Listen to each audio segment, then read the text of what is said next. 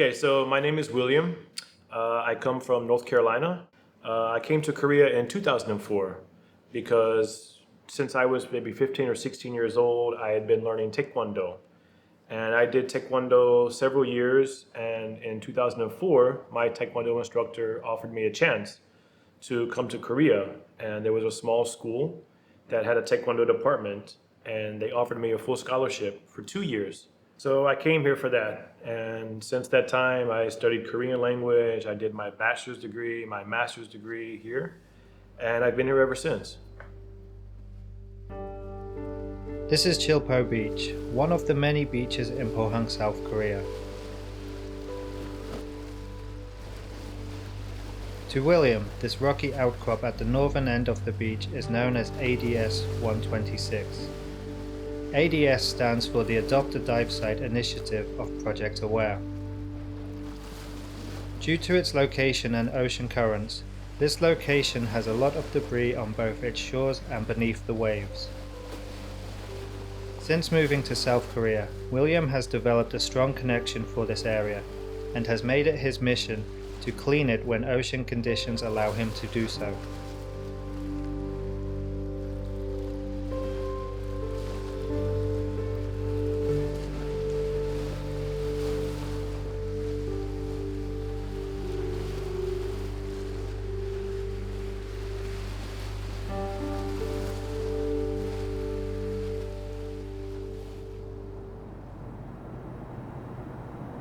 윌리엄이 4년 전에 처음 이제 겨울이었죠. 겨울에 저희 샵을 찾아왔을 때 스쿠버 다이빙 시작을 어떻게 하느냐라고 물어봤었습니다. 그때는 이제 제가 이제 영어를 잘하는 게 아니기 때문에 어떻게 교육이 가능할까 하는 의심도 했었고, 겨울이다 보니까 이제 한국 바다는 좀 차기 때문에 어떻게 드라이 슈트가 아닌 웨 슈트로 교육이 진행이 될까 해서 윌리엄에게 이제 정중하게 그럼 3월이나 4월 달에 다시 저희한테 방문을 해준다면은 제가 좀 더 영어를 준비를 해서 교육을 할 수 있으면은 해주겠다라고 해서 그때부터 이제 인연이 시작됐습니다. 그때는 이제 윌리엄 이제 개인 장비로 하는 게 아니라 저희한테 장비를 빌려서 교육을 시작했었는데, 뭐 지금까지 이렇게 꾸준하게 해오는 거 보면은 다이빙에 대한 열정도 있고,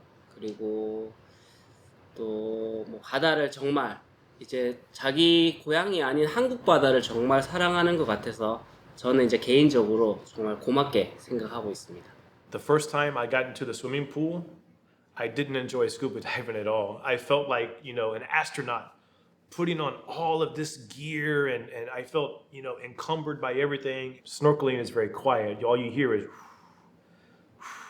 but you don't hear the bubbles. You just hear air passing. So it's very quiet. You can hear the ocean.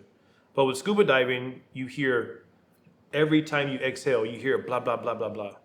So it was very noisy, but he explained to me, he said, as you do scuba diving more, you'll come to love that sound because it means you're breathing, right? It means you have air and you're not going to die underwater. So, and he was right. Over time, I began to enjoy scuba diving, and I've been scuba diving ever since.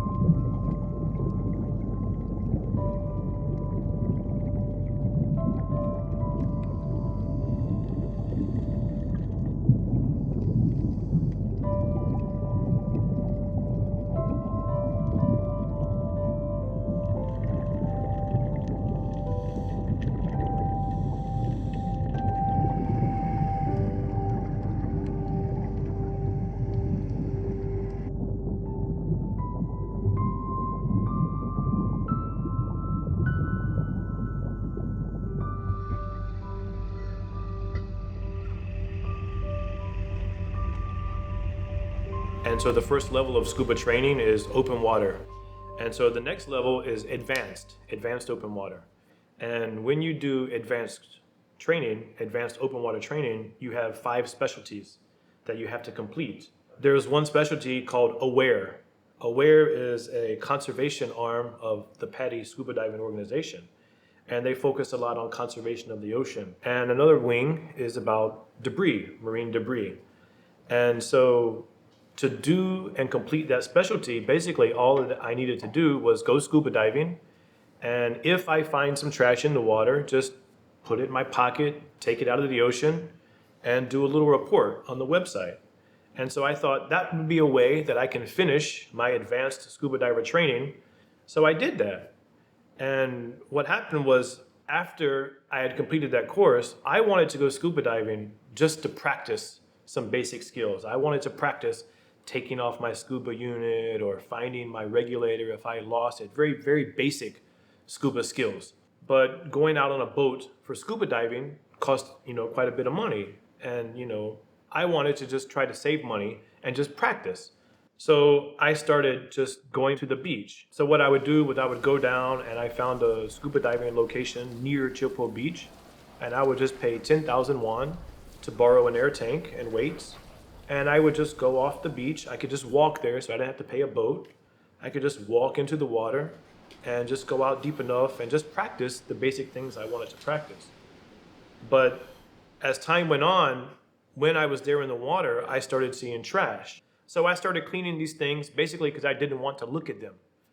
But my instructor told me that you should report this. You should report it to the Aware Dive Against Debris website. And so whenever I would go diving, I would just clean up trash and report it. And yeah, I just fell in love with it. I just kept doing it. I was tired of looking at trash and just cleaned it.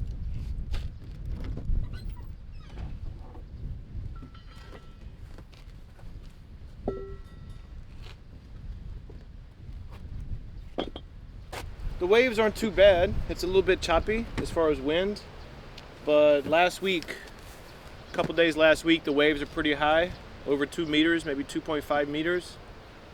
So there's a lot of debris, broken plant life, seaweed, things like that washed up on the shore. And the first, I'd say probably 30 or 40 meters from the shore out into the water is going to be saturated with that stuff. So its visibility is going to be pretty much zero until I get out. But I think once I get out, couple maybe 20, 30, 50 meters offshore, I think it'll clear up a little bit. I don't expect visibility to be great, but hopefully everything will work out and I can get a lot of debris cleaned today.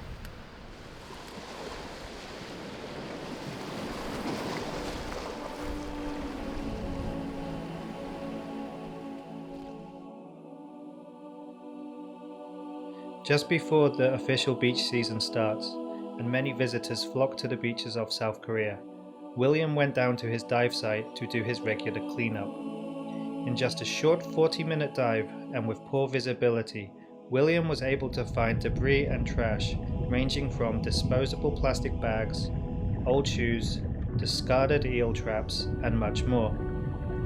It was shocking to see how much he brought back to the shore from under the water, and it made me wonder how much more he would have collected if he were to dive for longer, and how much more there would be when the beach season finally started.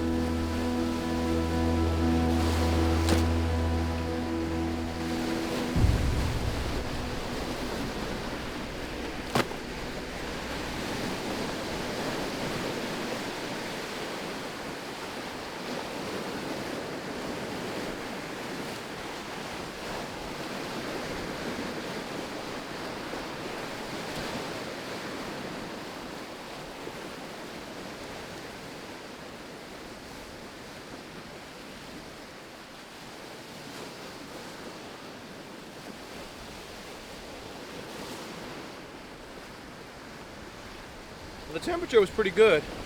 I didn't wear my computer, so I don't know the exact temperature, but I'd guess maybe 17, 18 degrees right around this area. But the visibility was pretty bad until you move around the point, go a bit farther north, and then the visibility clears up.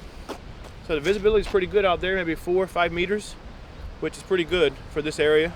Good enough for cleaning, and got a lot of trash, so today was a success.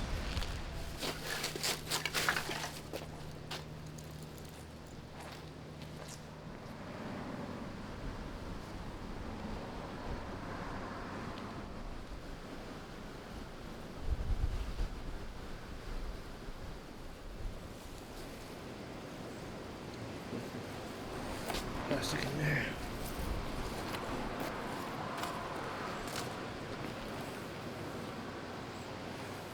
So the trash that I typically find is varied, and actually it changes depending on the season. So because I'm on the Aware website, I actually adopted Chilpo Beach. They have a program called Adopt a Dive Site, where you adopt a certain dive area and you have a responsibility every month. You make a promise that every month I will go there and I will do a debris survey and dive and come back and report my data. So I try to go there at least once a month.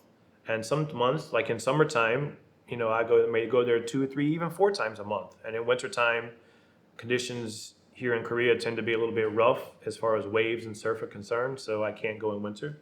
But I find that the type of debris that I find changes by season. So for example, when I go in wintertime, the debris I find is debris that's obviously been in the ocean for some time. You can pick up a plastic bottle and you can tell that, you can just feel it and look at it and tell that the label is withered and the plastic has been deteriorated, and you know that it's been in the ocean for some time. And so in the wintertime, I tend to find more industrial fishing kind of stuff, cloth gloves. I find a lot of cloth gloves, rubber gloves, things that you would find that people are not camping with on the beach, not so much. But as the beach season approaches towards the end of summer and especially fall, I tend to find a lot more trash related to people that are using the beach, like ice cream wrappers, or, in this area, people eat ramen. So there's a lot of ramen packages, or just small things, styrofoam, little plates of styrofoam and things like this that people are using at the beach. And when you find it in the water, you can tell that it's new. You can just feel it. It looks like something that just came out of the store. And so pinning down a source is very difficult. But I think probably the main source is people just being careless with their debris, whether they're fishermen on small fishing boats. I don't mean big, huge industrial fishing boats, but I mean like the small fishing boats around the area. Either these guys are throwing their household trash or their boat trash in the water, or people on the beach are carelessly leaving their trash and it's finding its way to the ocean. Now, obviously, I don't have any conclusive research to prove that, but just over the 4 years that I've been cleaning these sites and the debris that I find, which is all cataloged, you can see pictures of everything I've ever cleaned on the Aware website, then I get the feeling that most of the debris I find is people just being careless. The flow of debris into our oceans is an ongoing problem. Researchers generally agree that about 80% of all ocean debris originated on land. According to a United Nations report, the top 5 most common debris items are cigarette butts, plastic food wrappers, plastic beverage bottles, plastic bottle caps, and plastic straws. These are small items that often end up in our oceans via the ugly journey of trash that begins in our cities. These items are often carelessly discarded, and after a rainy or windy day, find their way into storm drains and onwards to our streams and rivers, and finally to the ocean.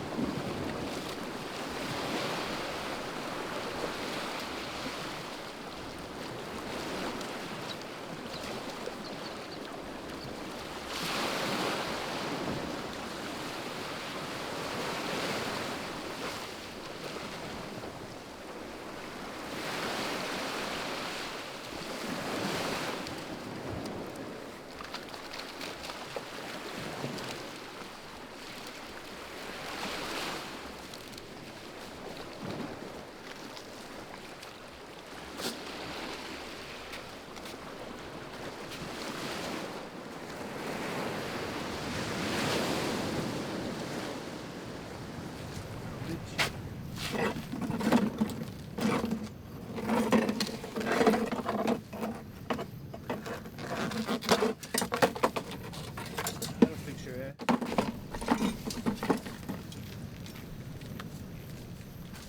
There we go. As part of the Dive Against Debris project, what I have to do is I'm supposed to separate this debris by type.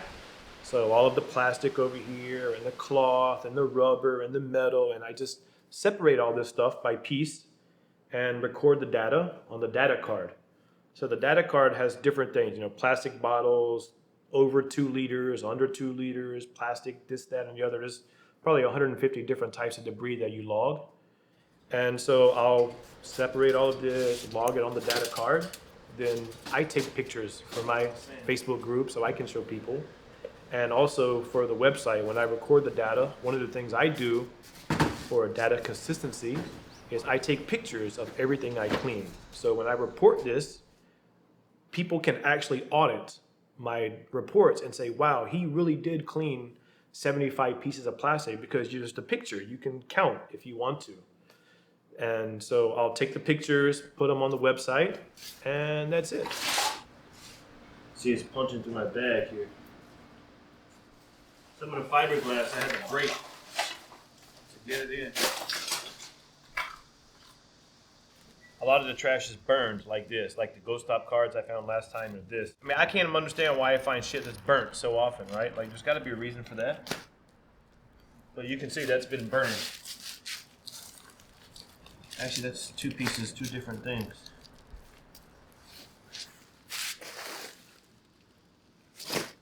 Quite a lot of burlap today. And these are both from the same company, I think. This is ramyun, Shin ramyun. I think. 4, 5 food wrappers.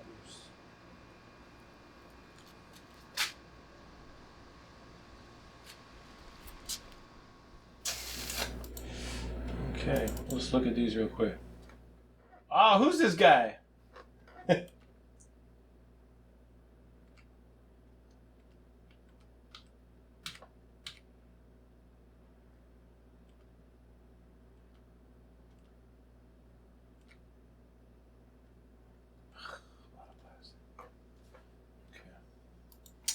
All right, here we go.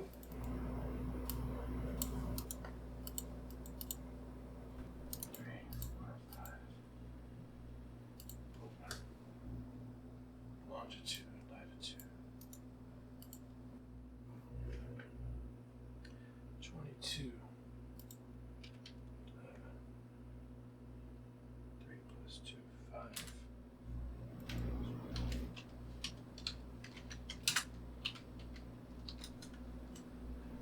So here, let me come down here. If I come over here to Korea,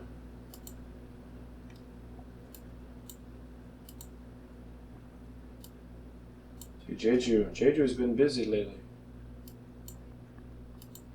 They don't have anything on me.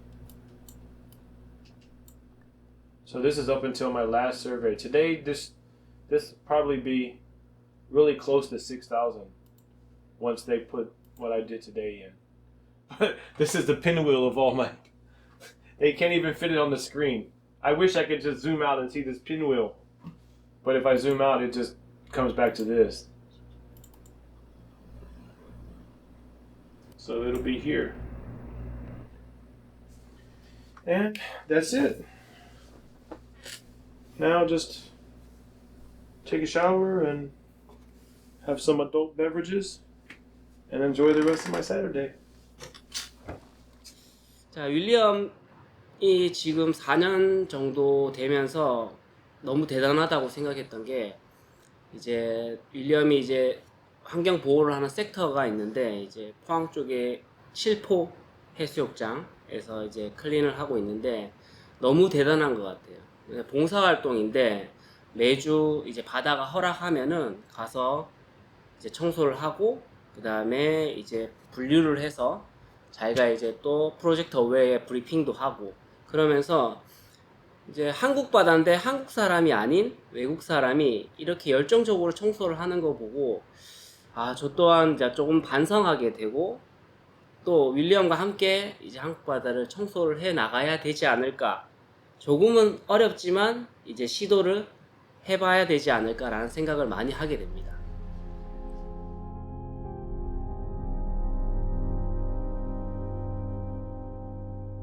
Typhoon Lingling is fast approaching the Korean peninsula, and by tonight, most of the country will be feeling it. Typhoon Lingling is expected to be one of the strongest typhoons South Korea's ever seen, though other storms have caused severe damage before.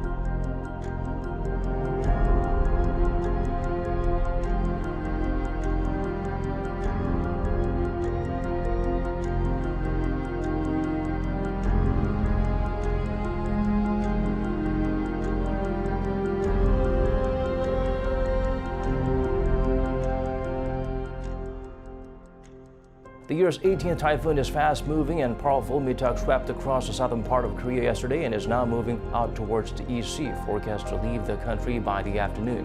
The eastern coastal areas were the hardest hit, with cities like Uljin getting more than 500 millimeters of precipitation. Up to 200 millimeters of more rain is expected throughout the day. Meanwhile, regions in Gangwon province received as much as 150 millimeters, with the rest of the country seeing between 5 to 30 millimeters of rain.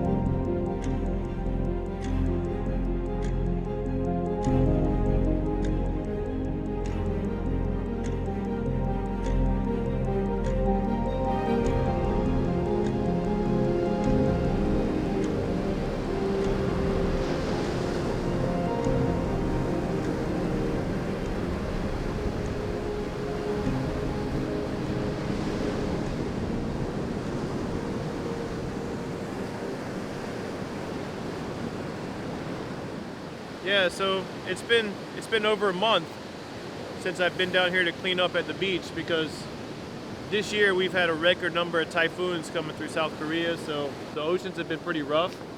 Just like today, I wanted to come down here and dive today, but there's just so much waves, it's impossible and dangerous for me to get out there by myself and dive.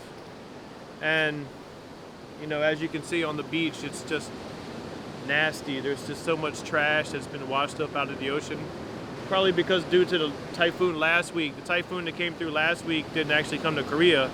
It was in Japan, but it made 4-meter waves here, and 4-meter waves are pretty big, and this is the result. This is all the trash that was once in the ocean, and now it's on the beach. So it's a lot easier to be cleaned up on the beach, but if it wasn't for the typhoon, then it would still be out there. So I guess there was a lot of damage with typhoons in Korea and Japan, but maybe it's a good thing because it helps clean the ocean and get trash out. So hopefully some good can come out of a typhoon.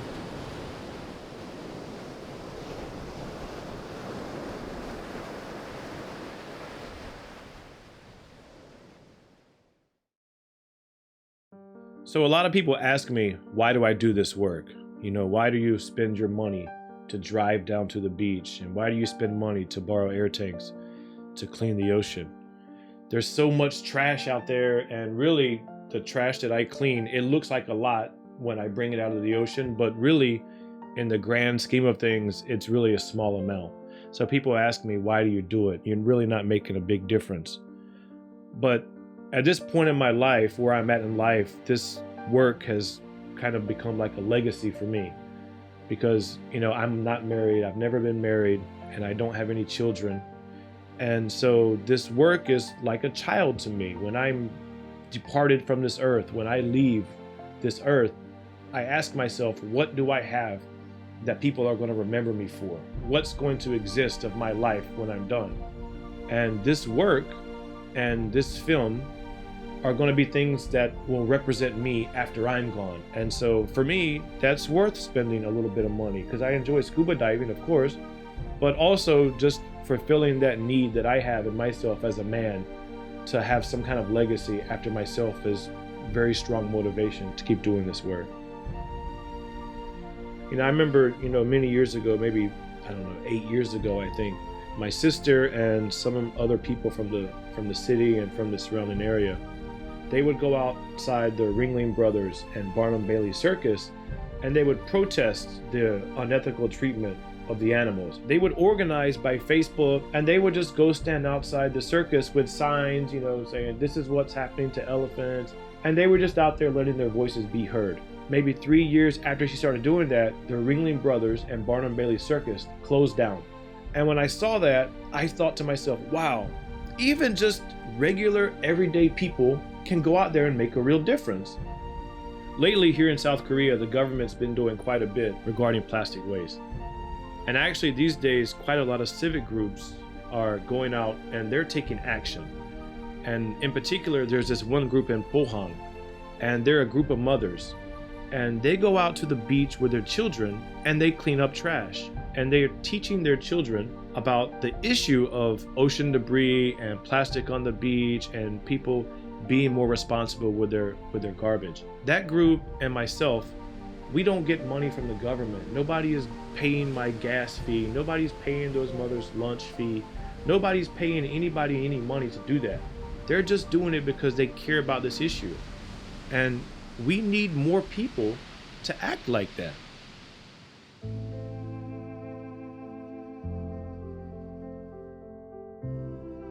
When I began production with William and saw the amount of debris that he collects from just one small dive, I couldn't help but feel a degree of guilt from knowing that I am as responsible as others at letting our waters become this polluted.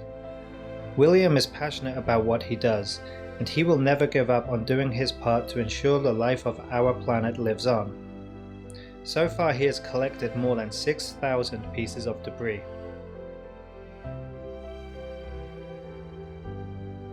Now imagine how much debris could have been removed if more people were involved in these cleanup operations, and imagine how much cleaner our world's oceans and seas would be. South Korea isn't really a well-known destination for scuba diving like Thailand or Indonesia.